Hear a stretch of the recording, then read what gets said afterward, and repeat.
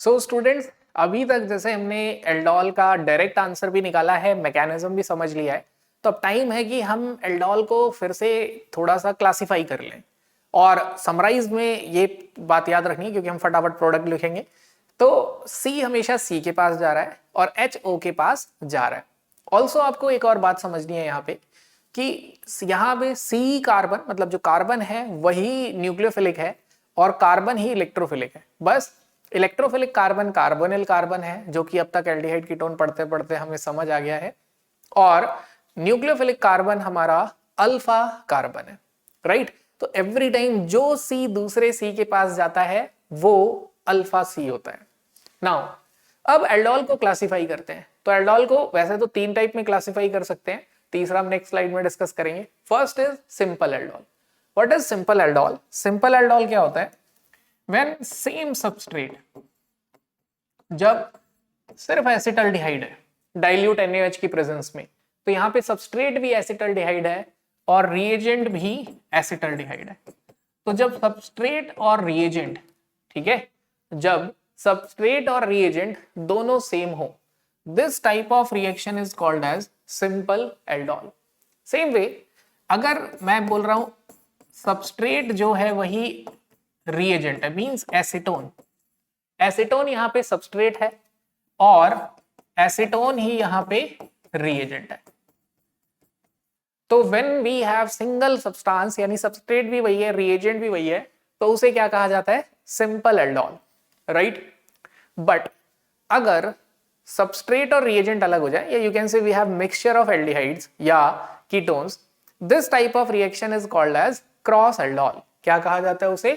Cross aldol कहा जाता है। तो फॉर एग्जांपल, हमारे पास एक है एसिटल्डिहाइड, तो एग्जांपल जस्ट अभी हमने डिस्कस किया है, बस नाम नहीं लिखा था कि वो क्रॉस एल्डोल है, और एक एग्जांपल है प्रोपेनॉल। तो acetaldehyde and propanaldehyde, this is an example of cross aldol reaction. ये क्रॉस एल्डोल का एग्जांपल है। ऐसे ही अगर हम फॉर्मल्डिहाइड लें और एसिटल्डिहाइड लें, this is also an example of cross aldol. ये भी क्रॉस एल्डोल का एग्जांपल है। लेट्स से हमने बेंजल्डिहाइड लिया एंड प्रोपेनॉल्डिहाइड लिया, propanaldehyde, this is also an example of cross aldol. मतलब यहां से हमें क्या समझ आया? यहां से we can understand this important point, ठीक है। ये एक हमारे लिए नोट हो जाएगा, या यू कैन से एक हमारे लिए स्टार पॉइंट हो जाएगा। स्टार पॉइंट मतलब things to remember, important point to remember. तो यहां से हमारे लिए एक स्टार पॉइंट है कि क्रॉस एल्डोल में वन सबस्ट्रेट, अब अगेन आप उसे सबस्ट्रेट भी बोल सकते हो और रिएजेंट भी, बट वो जो होगा कैन हैव अल्फा हाइड्रोजन, उस पे अल्फा हाइड्रोजन हो सकता है, और can not have alpha hydrogen, या उस पे अल्फा हाइड्रोजन नहीं भी हो सकता है, ठीक है। जैसे फर्स्ट एग्जांपल, दोनों में अल्फा हाइड्रोजन है। अब हमें ये पता है sp2 हाइब्रिडाइज कार्बन से अगला कार्बन होगा। यहां पे इधर अल्फा कार्बन है तो अल्फा हाइड्रोजन भी है, बट इधर अल्फा हाइड्रोजन नहीं है। सेम वे, इधर अल्फा कार्बन है और इधर अल्फा हाइड्रोजन नहीं है, बट ये तीनों रिएक्शन क्रॉस एल्डोल के अंडर में आती है। नाउ अब मैं चाहता हूं बी एंड सी का प्रोडक्ट आप खुद से ट्राई करें एंड इसका आंसर लिखें, ठीक है। कंडेंसेशन तक ले जाना है, जिसमें मैं आपको बता दूं बी जो है थोड़ा सा इंपॉर्टेंट है। इसका आंसर मैं बता देता हूं, सिन्नामल्डिहाइड बनेगा। कॉमन नेम बता दिया है, बाकी आप अगेन यहाँ पे थोड़ा सा खुद से प्रेडिक्ट करिए ना, नो अब आप लिख लोगे आराम से। तो इट फॉर्म सिन्नामल्डिहाइड। नाउ अब मूव करते हैं एल्डोल के अगले पार्ट पे, मतलब इंट्रामॉलिक्यूलर एल्डोल रिएक्शन। तो इंट्रामॉलिक्यूलर एल्डोल क्या होगा? तो what is intramolecular aldol? As the name suggest, within molecule reaction होना, ठीक है। तो इंट्रा मॉलिक्यूल एल्डोल कंडेंसेशन, ठीक है। विद इन मॉलिक्यूल जब रिएक्शन होगी तो उसे क्या कहा जाएगा, इंट्रामोलिक्यूल एल्डोल कंडेंसेशन। तो ऑब्वियसली देखिए generally we know that 3 membered ring highly unstable है, देन 4, 5, 6। तो जब भी ये क्वेश्चन आएगा तो वहां पे पॉसिबिलिटी या तो 4 मेंबर्ड रिंग की होगी या 5 की होगी या 6 की होगी। हम 2 एग्जांपल डिस्कस करते हैं और जिससे मुझे लगता है कि आई गेस आपके सारे डाउट्स क्लियर हो जाएंगे। ठीक है, तो जस्ट टेक वन एग्जांपल। तो ये एल्डिहाइड है और ऐसा करते हैं बीच में हम 4 कार्बन बना देते हैं। तो you can say hexanedial. What is this? Hexanedial. और एरो पे डाइल्यूट NaOH। हालांकि बेरियम हाइड्रोक्साइड भी यूज कर सकते हैं बेस में। ठीक है, सोडियम हाइड्रोक्साइड और बेरियम हाइड्रोक्साइड। हेक्सेन डाइअल पे डाइल्यूट NaOH या बेरियम हाइड्रोक्साइड ऐड किया है एंड अब क्या होगा, अब हम इसे 1 2 3 4 5 6 why I am doing this, मैं ऐसा क्यों कर रहा हूं? बिकॉज क्या होता है ना, बच्चा जब इंट्रा एल्डोल करता है तो प्रोडक्ट बनाने में गलती कर जाता है। कब? जब 4 ऑप्शन होते हैं, जब, और हमेशा नहीं करता, समटाइम्स बिकॉज ऑफ कंफ्यूजन और एंड सम प्रेशर। एग्जाम में थोड़ा सा प्रेशर रहता है, ये टाइम का, स्पीड का सारा, तो उसमें कभी कभी ऐसा सिली मिस्टेक हो जाता है। उसको दूर करने का तरीका है, आप एक काउंटिंग लिख लो। उसके बाद अब आपको ये तो पता ही है कि एल्डोल में क्या होता है, सी जाता है सी के पास, बस जाने वाला सी कौन सा है? Alpha. Means nucleophilic carbon is alpha carbon and electrophilic carbon is carbonyl carbon. ये बात हमें समझनी है। अब ये जाके अटैक करेगा सी पे, नेगेटिव पॉजिटिव। अब आपको बड़ा क्लियर हो रहा है कि जो रिएक्शन का प्रोडक्ट बनने वाला है यहां पे, वो एक 5 मेंबर्ड रिंग बन रही है। देखिए काउंटिंग लिखने का यही फायदा है, एक तो ये पता चल गया कि कौन मेंबर से रिंग बन रही। तो C5 is attacking over C1। तो हमें ये क्लियर हो गया कि रिएक्शन में 5 मेंबर्ड रिंग है। अब काउंटिंग भी लिख देते हैं थोड़ा इजी करने के लिए। तो 1 2 3 4 5। This is wrong way of counting. Why?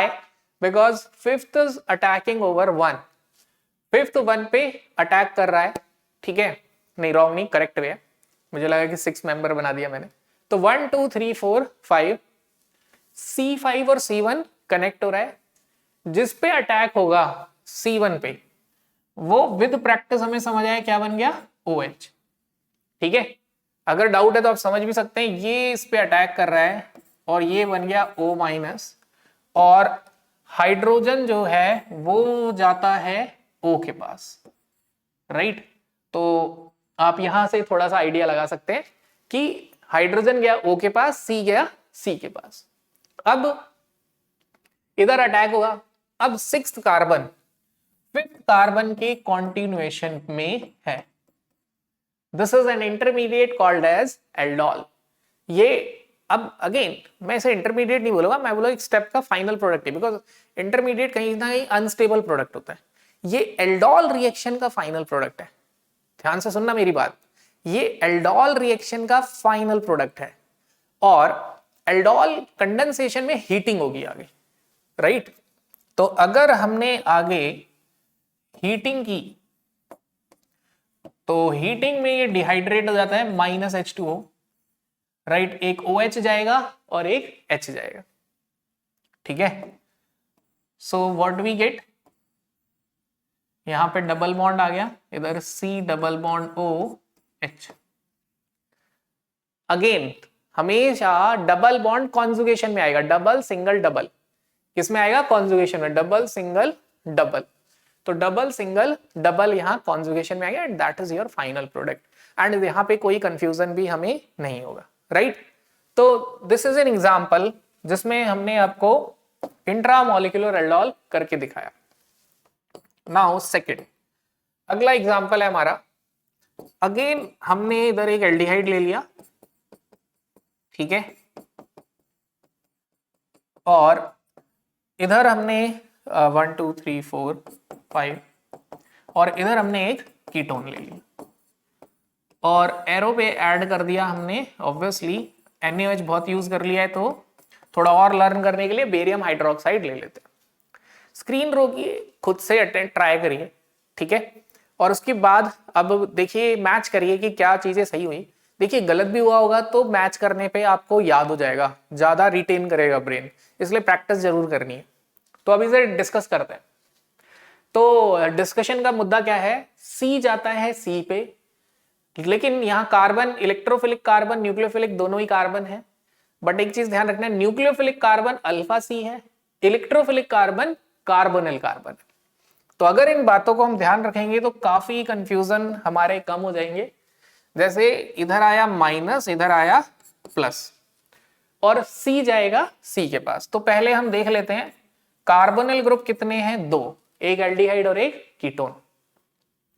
अब अल्फा कार्बन कितने हैं वो भी देख लेते हैं। अल्फा कार्बन एक ये है 1, एक ये है 2 और ये है 3, राइट।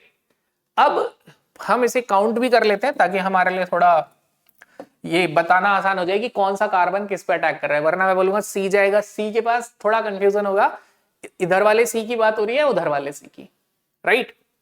तो नंबरिंग करते हैं 1 2 3 4 5 6 7।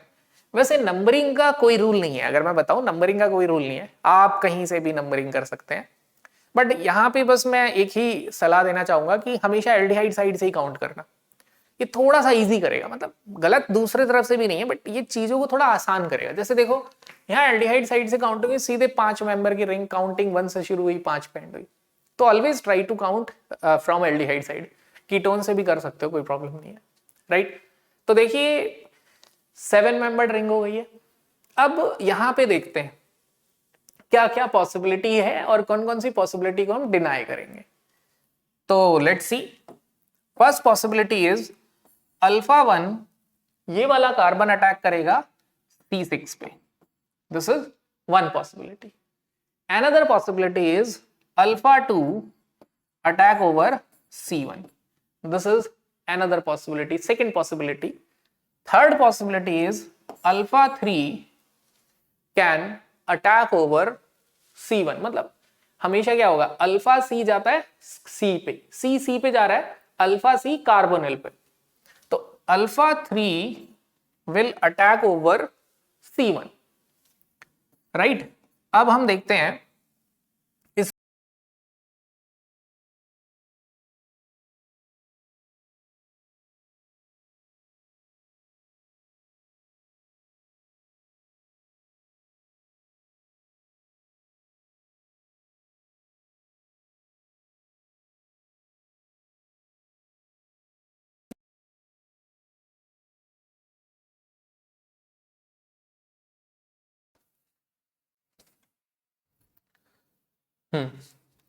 थोड़ा सा टेक्निकल एरर आ गया था, तो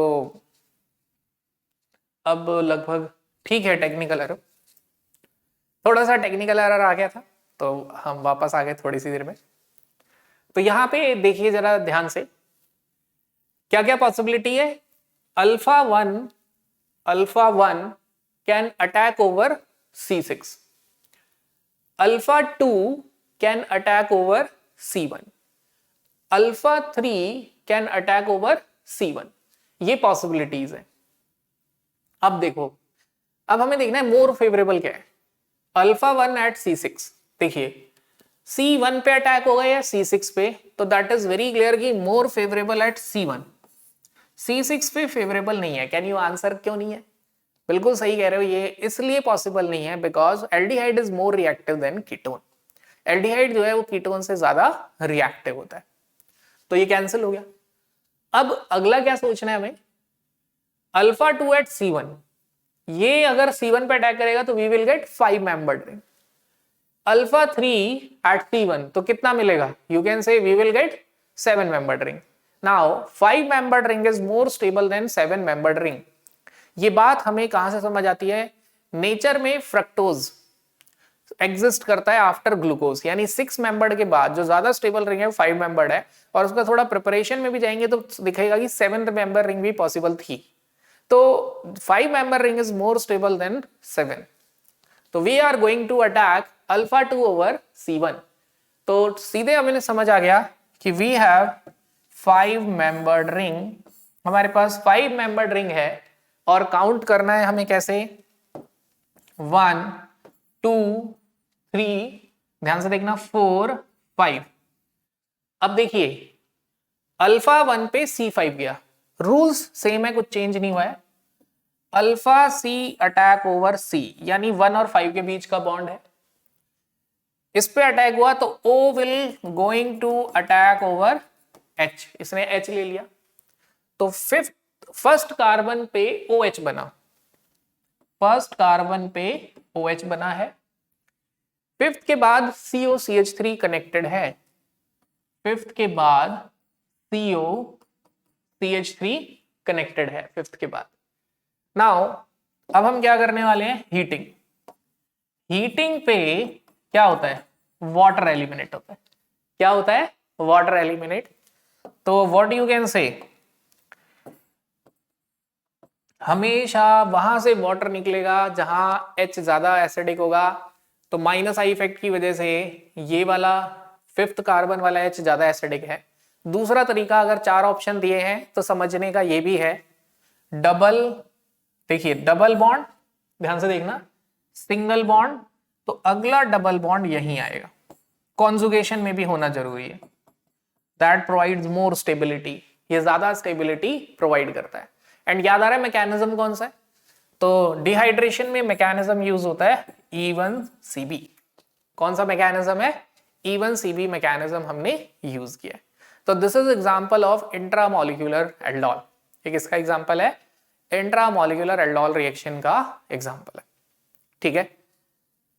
अब कुछ कुछ रिएक्शंस इसमें थोड़ी सी एक्सटेंडेड हो जाती हैं और सोचना चाहिए कि क्या वो एल्डोल शो कर सकता है।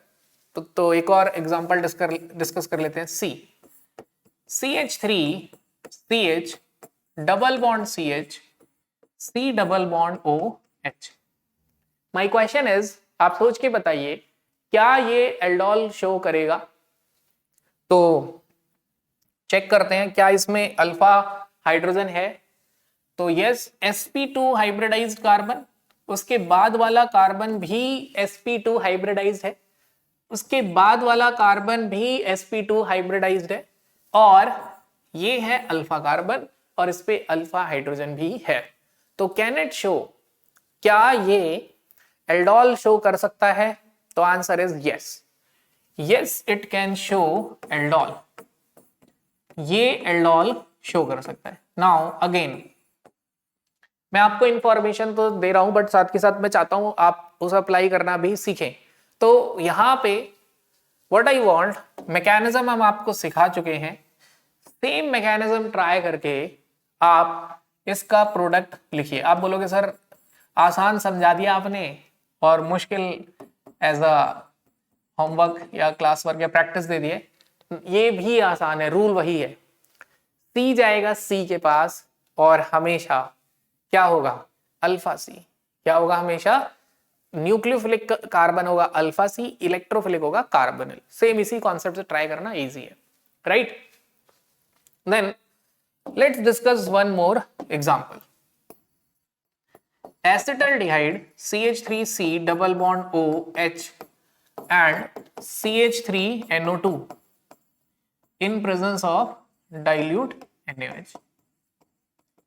मींस यहां पे क्या हुआ, एक तो एल्डिहाइड है बट दूसरा एल्डिहाइड नहीं है, बट इसका अल्फा कार्बन एल्डिहाइड के कार्बन से, अल्फा कार्बन से ज्यादा एसिडिक है। तो इसका alpha carbon, sorry alpha hydrogen कहना चाहिए मुझे, इसके पास जो हाइड्रोजन है वो ज्यादा एसिडिक है due to minus I effect of nitro. Plus अगर थोड़ा सा टॉटोमेरिज्म समझेंगे तो ये भी पता है कि नाइट्रो का टॉटोमर होता है ऐसी फॉर्म, और ये टॉटोमर का एग्जांपल है, aldol is an application of tautomerism.